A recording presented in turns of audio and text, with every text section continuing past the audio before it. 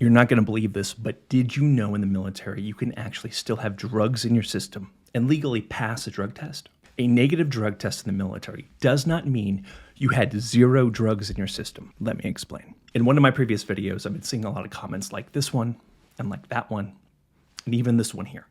And guess what? They're wrong.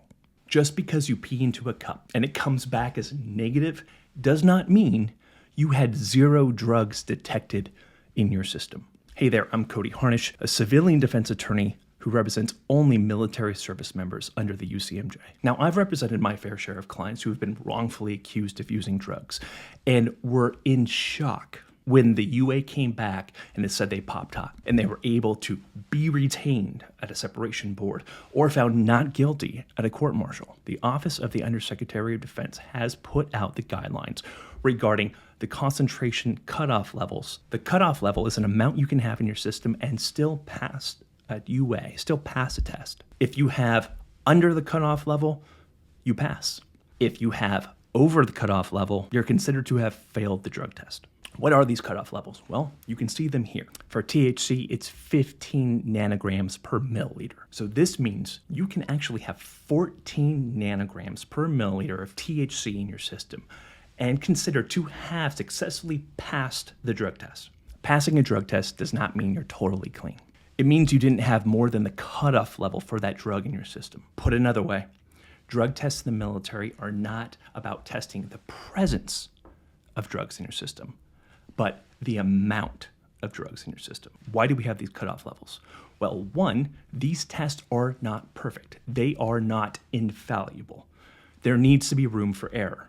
And also, science and biology. If there was no room for error, many would unjustly lose their careers and their liberty. The science and the data shows that depending on your biology and your chemical makeup, your body can metabolize an innocent substance into a seemingly illegal substance. Case in point, earlier this year, the DoD laboratory published a Brady notice saying that for years, they have been getting it wrong, and the science and the data actually shows that poppy seeds, yes, poppy seeds, can make someone pop hot for opiates, depending on their chemical makeup and their biology. That's the DoD lab admitting that they got it wrong. Also, these cutoff levels are important to help determine secondhand exposure from direct use. Imagine you're walking into a room and it's full of marijuana vapor or smoke. Now, you're not there to get high, you're not there to hotbox, you just walk through the room and even leave to get out before you're stuck in a bad situation. But later, you pop hot on a UA for THC. The test shows that you're positive for 21 nanograms per milliliter of THC. Since you are above the cutoff level, you have failed the UA.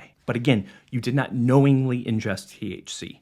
You did not purposely ingest THC. This is not wrongful use. And the name of the UCMJ article is wrongful use. So why in the world would it be just to demote someone, kick them out, or court-martial them in this situation? Also, experts will testify that at 21 nanograms per milliliter of THC in your system, you're not going to feel any of the effects of the drug.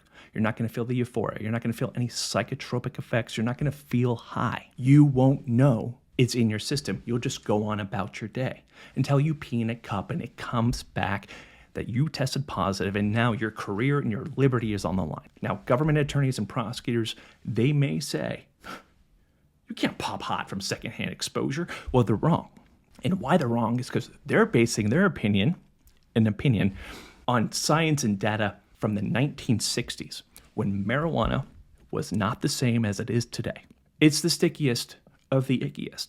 I've often retained these experts at separation boards and at court-martials to come testify and tell the board, tell the panel, tell the jury about the science and the data and how the government's wrong, because the decision maker needs to understand that it is possible to pop hot from secondhand exposure, that you wouldn't even have felt the effects of the drug. So while these drug tests are designed to be fair, they are absolutely not designed to be perfect. These nanogram levels offer leeway, and they acknowledge that zero tolerance doesn't mean zero presence in your system. If this has been helpful, like, share, comment, or follow for more information on military law. And in the meantime, I'll be defending those who defend America.